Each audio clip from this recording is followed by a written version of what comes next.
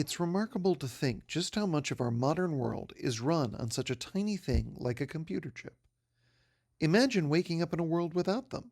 No phone alarm to wake you up, no way to start your car, hospital equipment not running, traffic lights not working, payment processors are inoperable.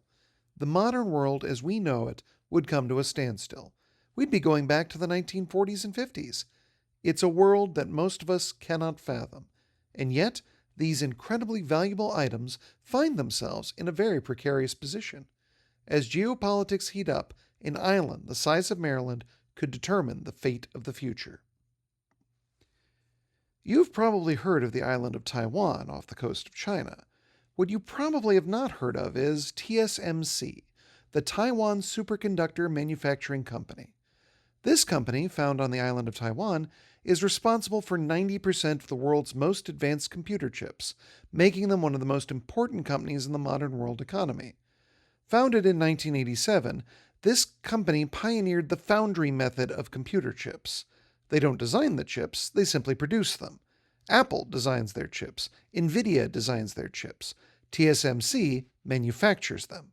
The chips they make go into some of the most advanced devices on Earth, but also some of the most ubiquitous. These include things from your smartphones to advanced scientific and medical technology to modern military hardware. They are working on a nanometer scale. To put this in perspective, a human hair is approximately 80,000 nanometers wide. TSMC is producing chips at a 3 nanometer scale. No other company on Earth can match TSMC at this scale. So why did this happen in Taiwan? Well, the reason is because Taiwan was forward-thinking. The founder of the company, Morris Chang, chose Taiwan for 3 reasons: government support, educated engineering workforce, and lower labor costs than the United States. The government of Taiwan saw semiconductor development as a matter of national importance, and so they gave TSMC substantial state support early on. In the decades since the company founding, an entire ecosystem has developed around the company, suppliers, distributors, and others that would be impossible to replicate in any sense of speed in another country. This is a concept economists call clustering. This was not necessarily a conscious decision on the part of the world. It simply grew as TSMC's importance did. What makes the situation tricky, however, is the history of Taiwan and its relationship with both China and the United States. China has been the world's largest importer of semiconductors for years. They spend more on chip imports annually than they do on oil.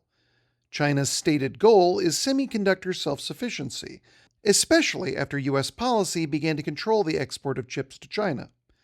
In October of 2022, the Biden administration implemented sweeping controls that prevented American companies from selling advanced chips or chip-making equipment to China without special permission. The controls extended even to non-American companies using American technology or software.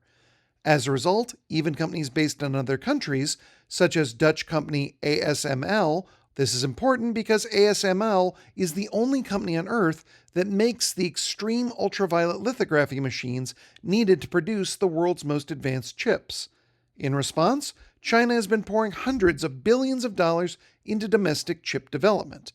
Unfortunately, the problem cannot be solved simply by throwing money at it.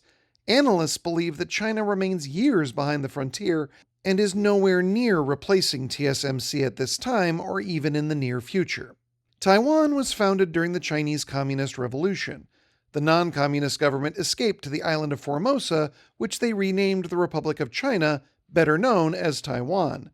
Mainland China, however, does not recognize Taiwan's existence.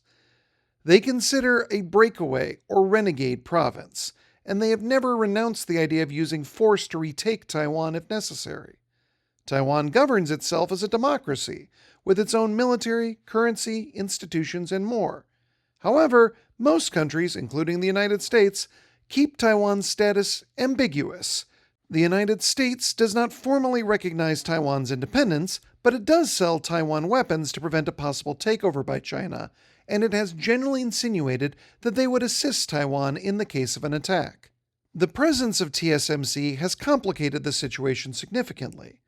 Any military action against the island as a whole runs the risk of damaging or destroying TSMC. This would devastate the global economy if the production of computer chips were to be badly disrupted.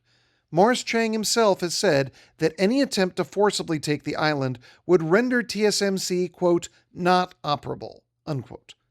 The United States has attempted to lessen the potential fallout from an attack by encouraging more domestic advanced chip production. TSMC is, in fact, building a facility in Arizona.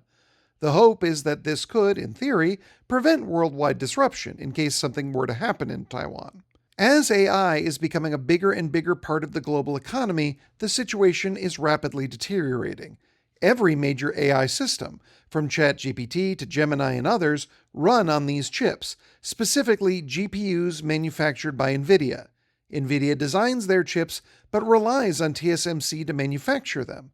In fact, the AI boom has made advanced chips even more valuable than they already were. Demand has surged while the supply has not changed. Chips such as the H100 and A100 were specifically targeted in U.S. controls. This is why the United States began to limit the export of chips to China. The concern is that the Chinese will use them to funnel advanced AI into advanced military capabilities. So the concern is not just the global economy, it's the future of warfare as well. The global economy, international tensions, the future of warfare, all hinging on a wafer of silicon 3 nanometers thick. Where we go from here is something that no one knows for sure. Can the United States and its allies successfully build up capabilities outside of Taiwan?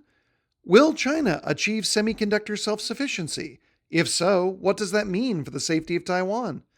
Does TSMC's presence in Taiwan make conflict less likely, or does it make the island more attractive for an invasion? These are all questions that experts are debating, and it seems as if the answers are coming very soon.